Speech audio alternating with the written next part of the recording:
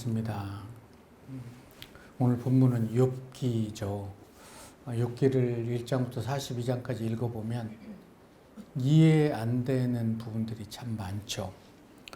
고난과 좌절로 생겨나는, 그래서 원망을 넘어서서 체념에 다다를 때, 그때 울부짖으며 아무리 간구해도 하나님은 종종 우리의 기도를 듣지 않으시고 귀를 막아버릴 것 같은 그런 때가 있지 않으십니까? 도대체 하나님은 왜 이렇게 나에게 이런 고통을 허락하시고 나의 부르짖음에 응답하지 않으실까? 그렇다면 언제까지 고통 속에서 하나님의 응답하심을 우리는 기다려야 할까요? 전심으로 하나님을 섬기고 하나님의 말씀에 순종하면서 살아왔음에도 하나님의 말씀대로 살지 않는 사람들은 잘 살고 있는데, 정말 하나님의 뜻대로 살아가고 있는데 왜 나에게 이런 고난과 아픔이 찾아오는 걸까? 하나님이 살아계시면 결코 이럴 수는 없는 것 아닌가? 라는 의심이 될 때가 있지 않습니까?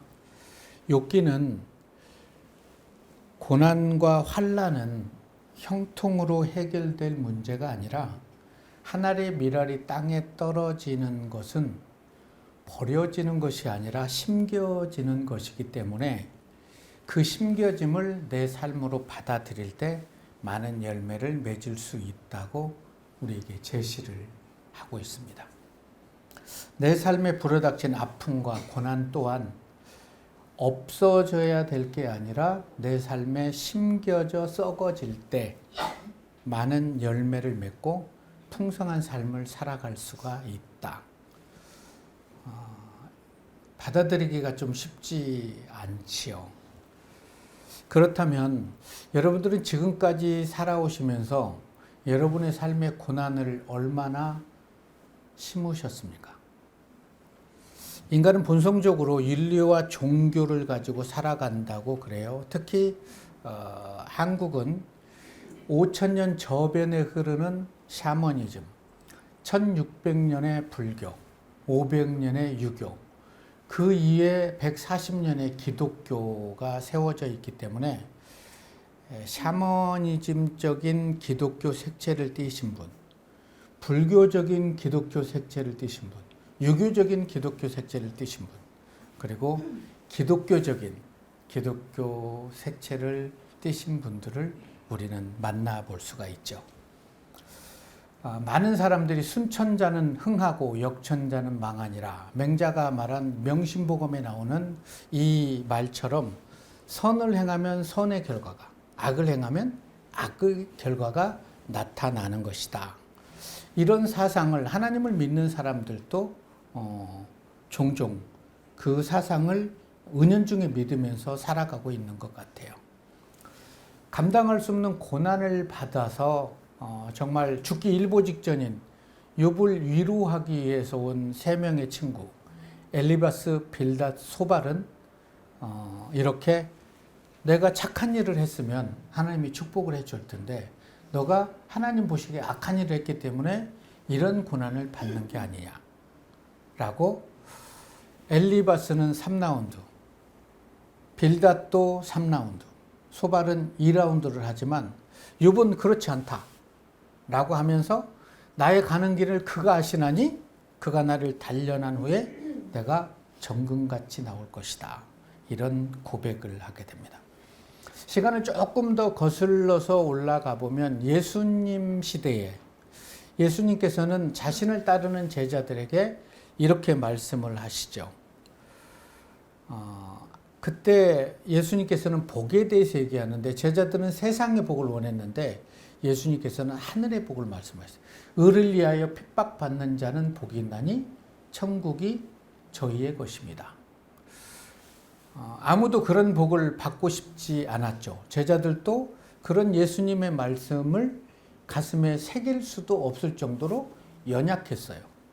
그런데 나중에 예수님의 매맞으심과 십자가의 죽으심, 그리고 부활의 주님을 만나고 성령이 그들에게 임했을 때 제자들은 이때 예수님이 하신 말씀을 깨닫게 되고 진정한 복은 의를 위하여 핍박을 받는 게 복임을 깨닫고 사도행전을 딱 펼쳐보면 모두가 의를 위하여서 핍박을 받습니다.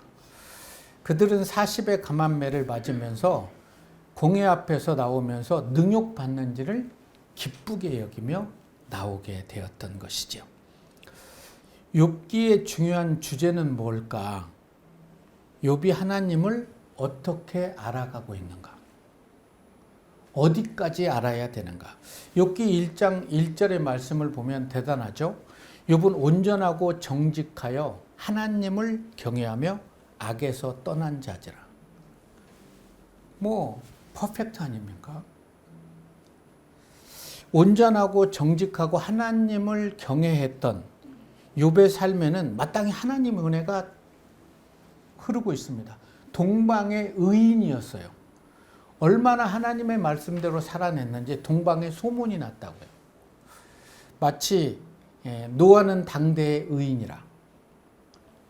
에녹은 하나님과 동행하였으므로 하나님이 그를 데려가시니라. 그럴 정도로 의인이었던 욥. 그런데 1장 3절의 말씀을 보면 그의 소유가 양이 7천이고 낙타가 3천이고 소가 500결이고 암나귀가 500마리. 종도 엄청 많아요. 엄청난 축복을 받았죠. 그런데 어떻게 기록하냐면 이 사람은 동방 사람 중에 가장 훌륭한 사람이다 라고 기록을 해요. 욥은 3딸과 7 아들을 두었죠. 그의 아들들이 자기 생일에 잔치를 베풀 때 욥은 그들을 불러다가 성결케 한 다음에 아침에 일어나서 자녀의 명수대로 번제를 드리면서 혹시 내 자녀들이 죄를 범함으로 마음으로 죄를 범함으로 하나님과 욕되게 하지 않았을까 하면서 하나님께 예물을 드렸던 그런 정말 신실한, 우리가 따라가기에는 너무나 먼 사람이 욥이었습니다. 이렇게 의롭게 살았던 욥에게 갑자기 감당할 수 없는 고난이 그를 들어닥치죠. 그 고난은 욥의 의지와 상관없이 천상회의가 열렸던 거예요. 사단과 하나님. 욥이 괜히 그렇겠습니까? 그의 재산을 모두 몰수해봐라. 당장에 가서 인정사정 없이 다 몰수해버립니다. 재산이 몰수되고요. 그리고 아들들이 죽었다는 비보를 듣게 됩니다. 그는 옷을 찢고 머리를 밀고 재 속에서 통곡을 합니다. 그런데 그때도 여호와께 죄를 범하잖아요. 주신 이도 여호와시오. 거두시는 이도 여호와시니 여호와의 이름이 찬송받기를 원합니다. 사람이 아니죠. 재물을 잃었다면 이 고백을 할 수 있지만 자녀를 다 잃어버렸는데 이런 고백을 어떻게 할 수 있는가? 이런 고백을 드리고 있는 모습을 본 세 친구들은 위로하러 왔다가 열받은 거예요. 어떻게 네가 그럴 수가 있니? 고난으로 인해 고통 속에서 하나님을 향해 울부짖고 항변하고 쭉 읽어가다 보면 그 고난이 너무나 엄청나기 때문에 자신이 난 날이 없었으면 좋겠다고 자신의 태어난 날을 저주해요. 그러면 내가 이런 고난을 받지 않았기 때문에. 자신을 공격하는 친구들을 반박해 보지만 그들은 더 많은 화살을 마음에 쏟아댔죠. 그리고 나서 새 친구와 이런 반박을 한 이후에 하나님께 계속 울부짖습니다. 왜 이래야 되냐고.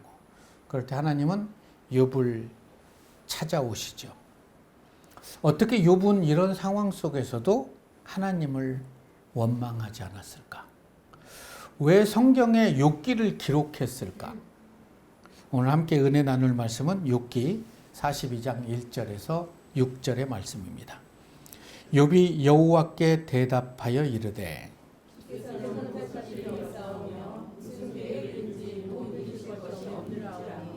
무지한 말로 이치를 가리는 자가 누구니까? 나는 깨닫지도 못한 일을 말하였고 스스로 알 수도 없고 헤아리기도 어려운 일을 말하였나이다. 내가 말하겠사오니 주는 들으시고 내가 주께 묻겠사오니 주여 내게 알게 하옵소서. 내가 주께 대하여 귀로 듣기만 하였사오나 이제는 눈으로 주를 배움나이다. 그러므로 내가 스스로 도와드리고 티끌과 지연 가운데서 되게 하라. 아멘. 동방의 가장 훌륭했던 의인에게 찾아오는 고난은 쓰나미였죠. 모든 것을 잃고 자녀까지도 잃어버린 모든 것을 상실하게 됩니다. 그때 그는 재 가운데 앉아서 질그릇 조각으로 자신의 피부를 이렇게 종기난 피부를 긋고 있어요. 그 모습을 본 아내가 이런 상황에도 신앙을 지킬 겁니까? 다 잃어버리고 자녀도 떠났는데 살아서 뭐합니까? 차라리 하나님 저주하고 우리 죽읍시다. 그때 욥은 아내에게 온기 있는 언어를 전합니다. 우리가 하나님께 좋은 것만 받고 고난은 받지 않겠다는 말이요. 자, 그러면 고난은 좋은 게 아닌 걸까요? 여러분 어떻게 생각하십니까? 좋은 것만 은혜고 축복이고 고난은 은혜가 아니고 저주일까요? 오늘 말씀을 통해서 그런 관점이 좀 우리의 삶의 변화가 되기를 원해요. 이런 상황 속에서도 욥은 입술로 하나님께 죄를 짓지 않는 사람. 그렇기 때문에 하나님께서 내가 내 종 욥을 유의하게 보았느냐? 그처럼 순전하고 정직하고 하나님을 경외하는 사람이 세상에 없느니라 라고 자랑했을까요? 다 쳤어요. 다시 찾아갑니다. 어떠니 대단합디다. 그러나 그의 몸을 치면 아마 하나님을 욕할 거려. 하나님 뭐라고 할까요? 사단 너 같겠니? 한번 해봐라. 몸을 쳤지만 사단이 몸을 쳤지만 욥은 하나님을 욕하고 저주하잖아요.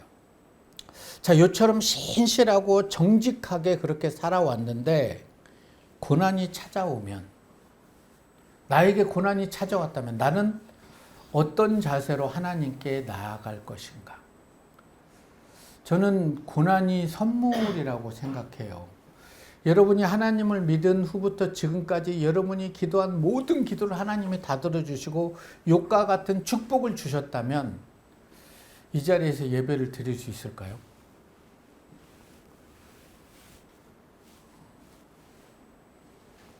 고난은 내 삶을 되돌아보게 하는 것 같아요. 그리고 고난은 하나님의 이름을 부르게 하는 것 같아요. 그래서 어쩌면 내가 소유한 물질보다 내가 가는 길을 그가 아시나니 그가 나를 단련하는 것이 하나님의 축복이고 은혜임을 욥은 알았던 것 같아요. 그럼에도 불구하고 그런 엄청난 아픔이 다가올 때 왜 나냐고, 왜 이래야 되냐고 울부짖죠. 그러면서 하나님 왜 그래야 되냐고 울부짖을 때 하나님께서 욥의 질문에 나타나셔서 하나님께서 창조하신 피조물을 싹 바라보면서 욥도 바라보라고 그래요. 내가 창조한 피조물은 내 말에 모두 순종한다는 거예요. 여러분, 숲속에 거대한 나무를 그 나무의 허락도 받지 않고 톱으로 잘라버려요. 아프겠죠. 인간들이 자기 마음대로 사용해요. 그래도 아무 말 하지 않아요. 소도 마찬가지예요. 돼지도 마찬가지예요. 그냥 그 순리에 왜 나야 되냐고, 왜 내가 너희의 먹이가 돼야 되냐고 말하지 않아요. 하나님이 창조하신 피조물들은 하나님의 기쁘신 뜻대로 따르고 있다라고 말씀하시면서 욥의 닫힌 생각을 열린 생각으로 바꿔주시는 것 같아요. 38장에서 폭풍우 가운데 하나님이 등장하죠. 그러면서 이런 얘기를 해요. 알지도 못하면서 말로 이치를 어둡게 하는 자가 누구냐. 너는 대당부처럼 허리를 묶고 나서라. 내가 땅에 기초를 놓을 때 내가 어디 있었느냐. 그때는 사람이 없었어요. 그죠? 나를 태어나놓고 기초를 놔줬으면 알겠죠라고 반응을 할 수도 있겠죠. 바닷물이 모태에서 빠져나오듯이 쏟아져 나올 때 누가 문을 닫아서 그것을 막았느냐. 내가 어떻게 알아요? 그때 안 태어났는데. 욥이 이해하든 못하든 계속 얘기해요. 내가 바다의 근원을 가본 적 있느냐? 깊은 물밑을 걸어본 적이 있느냐? 사람이 물밑을 어떻게 걸어요? 이 말도 안 되는 소리를 막 하시는 거예요. 그때 욥이 어떤 반응을 보였을까요? 고난받고 있는 욥에게 욥의 세 친구 엘리바스, 빌닷, 소발이 자신에게 했던 말하고 똑같이 이해할 수 없는 말들을 쏟아내는 거죠. 나는 과연 오늘을 살아가면서 하나님의 말씀을 이해하고 그 말씀에 순종하며 살아가는가? 아니면 이해는 되는데도 순종하면 안 될 것 같은 건 패스하고 순종해도 괜찮을 것 같은 만 움켜쥐면서 살아가고 있는가?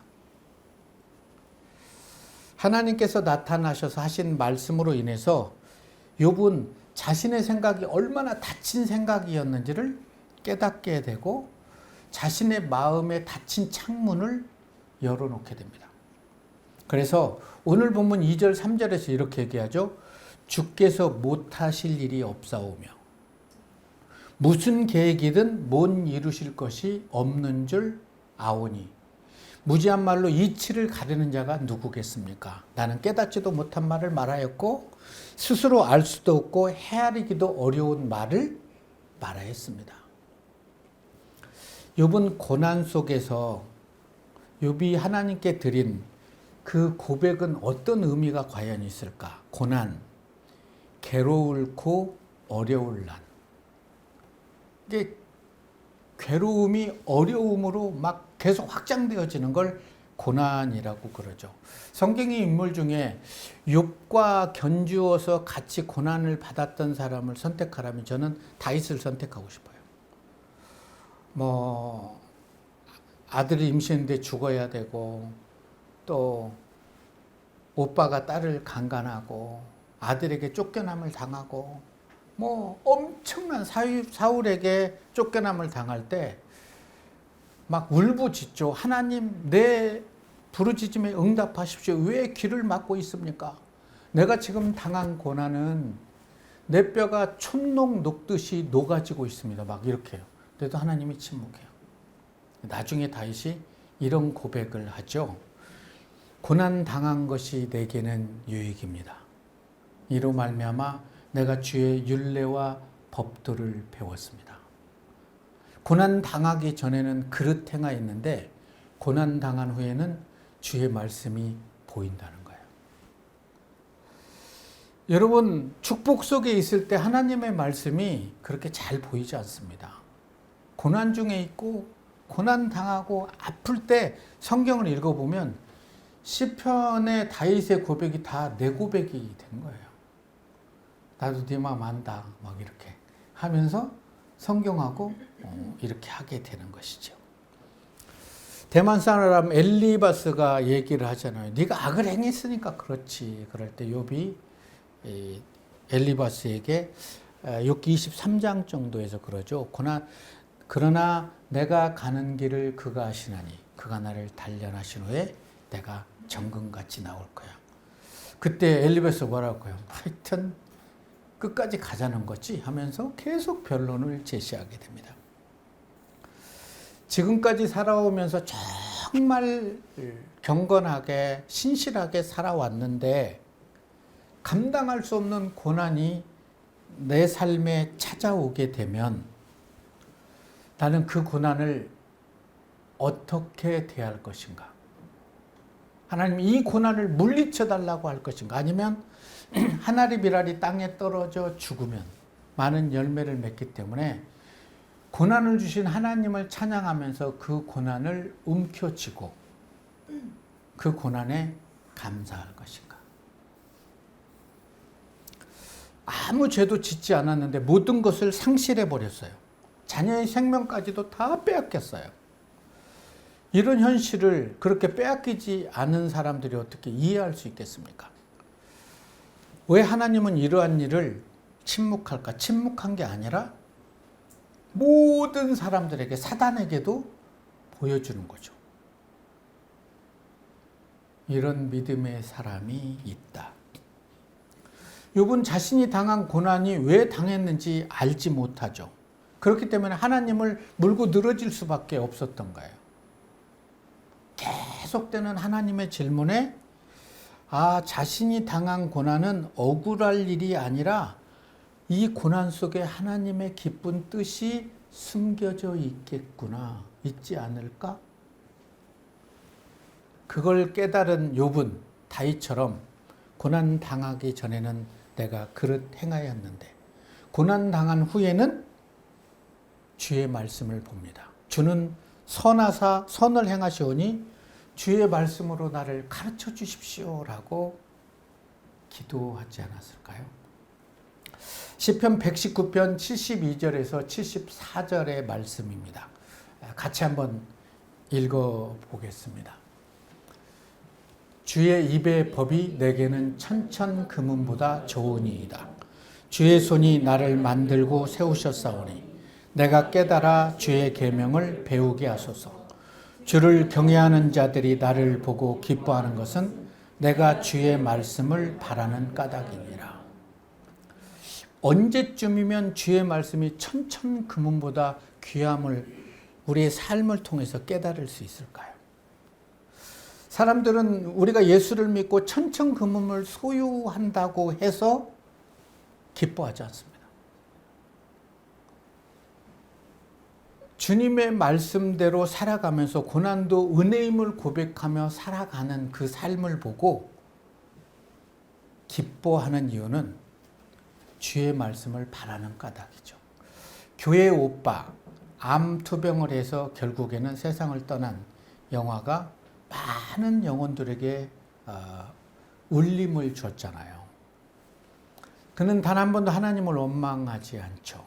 그리고 떠나는 순간까지 주의 긍휼을 제게서 거두지 말아달라고 기도하고 그 고난이 축복임을 알고 그렇게 떠났던 거죠. 고난 속에 걷고 계십니까? 도무지 회복할 수 없는 그런 지경에 놓여 있습니까? 감당할 수 없는 그 고난으로 혹시 하나님을 원망하며 하나님과 멀어져 가고 있지는 않습니까? 예수께서 고난을 받으시러 예루살렘에 오르셨을 때 사람들의 반응은요, 종려나무 가지를 꺾어서 호산나 다윗의 자손이 하고 자기의 겉옷을 길에 막 깔아놨어요. 이는 이스라엘 왕이시여, 왕으로 오실 이시여 하면서 찬송을 했죠. 명절에 예배하러 올라가는 사람들 중에 헬라인 몇 명이 예수님의 제자에게 우리가 예수님 좀 만나고 싶다. 그럴 때 안드레와 빌립이 예수님께 다가가서 헬라인 몇 명이 예수님을 만나고자 합니다. 그때 만날 상황이 아니잖아요. 예수님은 죽으러 올라가시는데. 요한복음 12장 23절에서 25절의 말씀이에요. 인자가 영광을 얻을 때가 왔다. 내가 진실로 너희에게 이르노니 한 알의 비랄이 땅에 떨어져 죽지 아니하면 한 알 그대로 있고 죽으면 많은 열매를 맺느니라. 지금 자기에 대해서 말씀하고 계신 거예요. 내가 죽어야, 십자가에 죽어야 많은 열매를 맺는다. 근데 내가 죽는 모습을 보고 나중에 너희들도 죽을 거야. 그럼 너희를 통해서 수많은 영혼들이 주님께 돌아올 거야. 자기의 생명을 사랑하는 자는 잃어버릴 거고 이 세상에서 자기의 생명을 미워하는 자는 영생하도록 보존될 것이다 라고 말씀하는데 그때는 제자들이 이해할 수 없겠죠. 뭔 말인지 알지 못해요. 영광이라는 말은 헬라어로 독사인데 가장 고귀한 상태를 독사, 영광이라고 그럽니다. 하나님이 받으시기에 가장 고귀한 상태. 예수님께서 말씀하신 영광은 하늘의 미랄이 땅에 떨어져 죽는 것이었죠. 많은 영혼을 살리기 위해서 많은 배를 맞고 십자가의 죽으심을 영광 받을 때가 왔다라고 얘기를 하죠. 그러기에 우리에게 고난은 없어져야 할 게 아니라 심겨져야 하는 것은 아닐까요? 고난은 당하는 게 아니라 어쩌면 고난은 만나는 것인지도 모르겠어요. 하나님이 이 고난을 만나게 하셔서 나로 하여금 주님을 바로 볼 수 있게 해주시는구나. 하나님 앞에서 믿음을 지키며 하나님께 영광을 돌린다는 것은 엄청난 대가를 지불해야 되는 것을 주님은 너무나 잘 아셨던 거죠. 영광, 독사. 이 말은 다른 표현은 인정하다입니다. 하나님의 말씀을 그대로 믿고 인정하며 살아내는 삶이 영광이라는 뜻이죠. 하나님께 영광을 돌린다. 전 인격적으로 하나님의 말씀에 순복합니다. 우리가 하나님께 영광을 돌리기 위해서는 우리 또한 하나님의 미랄이 되어서 썩어져야 되지요. 이번 고난 속에서 자신에게 하신 하나님의 말씀을 다 들은 다음에 오늘 보면 5절에서 내가 귀로만 주님의 말씀을 듣다가 이제 눈으로 주를 본대요. 귀로만 들었는데도 이렇게 고귀한 신앙을 소유했다면 눈으로 주를 봐버린 욥은 그 후에 하나님이 재산을 갑절로 주시고요. 자녀도 7명에 딸 3명도 주고요. 4대를 보게 하고요. 140년을 더 살게 했는데 그 140년이 얼마나 고귀하고 아름다웠는지 성경에 기록하지 않았어요. 귀로만 듣던 신앙도 이렇게 엄청난데 눈으로 주를 봐버렸어요. 끝난 거 아닐까요?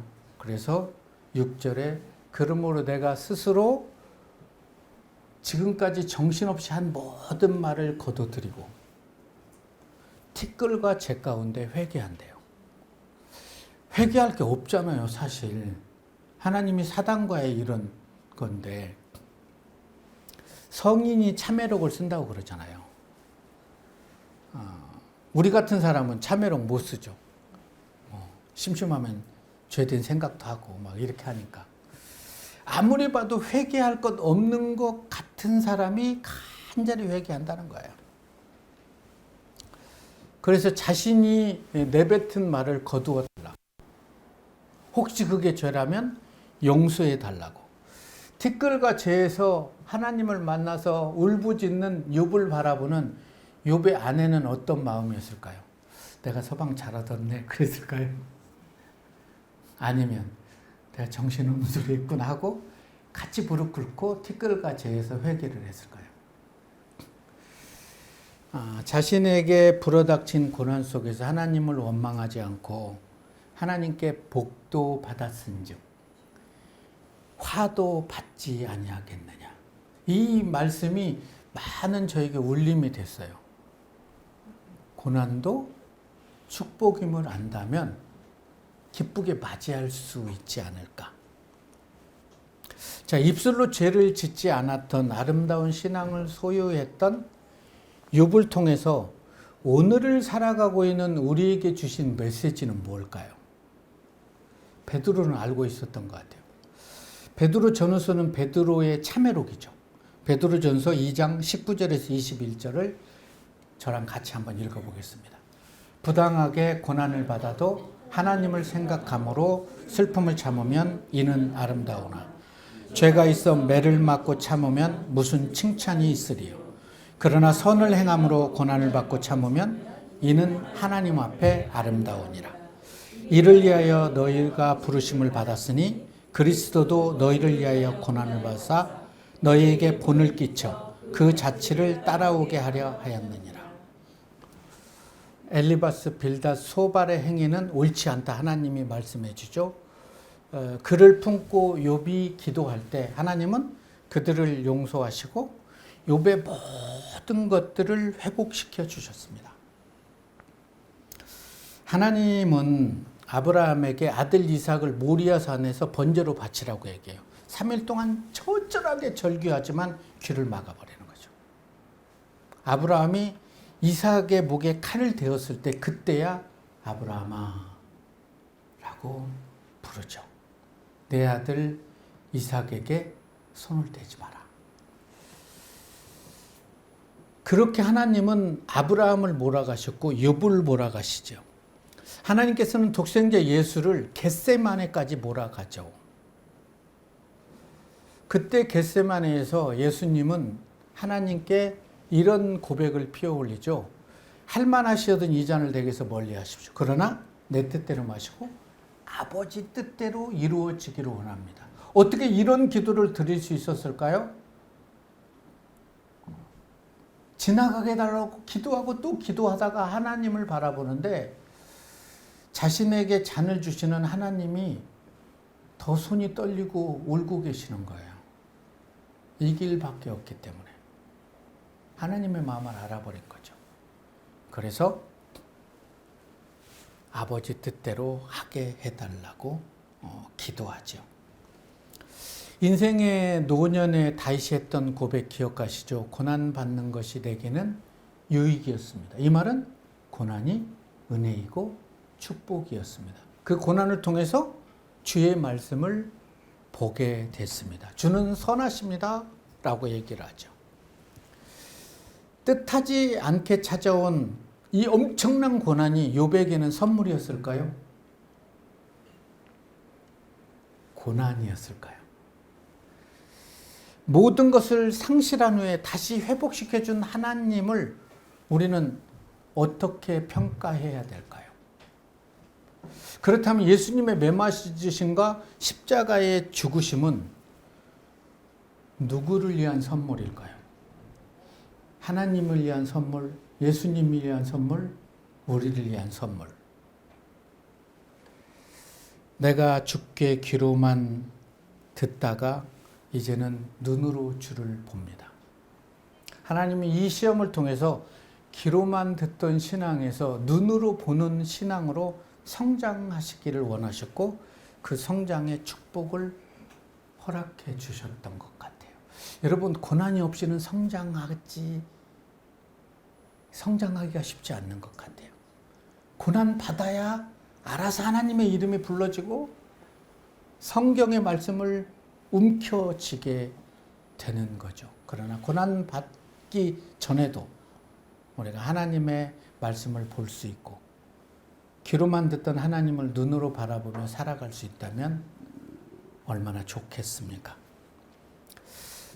겟세마네에서 아들 예수가 아버지께 피어 올린 고백은 아프죠. 너무나 아프지만 그게 지상에서 최고의 아름다운 기도의 절정이라고 생각합니다. 그래서 우리도 살아가는 어느 날 욥처럼 여보, 하나님이 좋은 것만 주시겠어?